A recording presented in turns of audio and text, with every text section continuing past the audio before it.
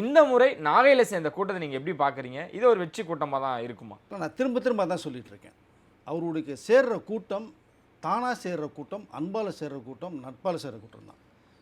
So இது வெற்றிக்கான மிகப்பெரிய மக்களுடைய இந்த கூட்டத்தை தான் நான் பார்க்குறேன். அந்த வெற்றியை ஈஸியாக மக்கள் குடுத்துருவாங்க அப்படிங்கிற மாரி தான் எனக்கு தோணுது. ஆ.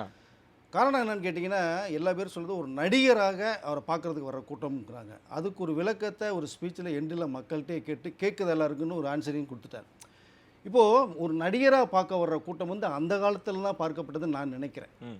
பட் இன்றைக்கி ஒரு கிரேஸ் இருக்குது. ஸோ விஜயை ஸ்க்ரீனில் பார்த்தவன் நேரில் பார்க்கணும் வர்ற கூட்டம் கண்டிப்பாக இருக்குது. நீங்கள் அப்படியே எடுத்துட்டிங்கன்னா வர்ற கூட்டத்தில் ஒரு 10% நீங்கள் ஓட்டே இல்லைன்னு வச்சுங்களேன், மீதி 90% அதில் ஓட்டு வரும் இல்லையா உங்களுக்கு அதை. நான் அப்படி தான் நான் பார்க்குறேன். இது வந்து விஜய் வர்றாருனாலே நீங்கள் வந்து நிர்வாகிகள் மூலமாக சில தகவலும் கொடுக்கப்படுது. கூட்ட நெரிசல் வேண்டாம், நீங்கள் பாதுகாப்பாக அவங்க பாதுகாப்பாக போங்க, உங்களுடைய அன்பு தான் என்னை இந்த அளவுக்கு வந்து உயர்த்தி கொண்டு போகுதுன்னு விஜயோட ஸ்டேட்மெண்ட்டும் கொடுக்குறாரு.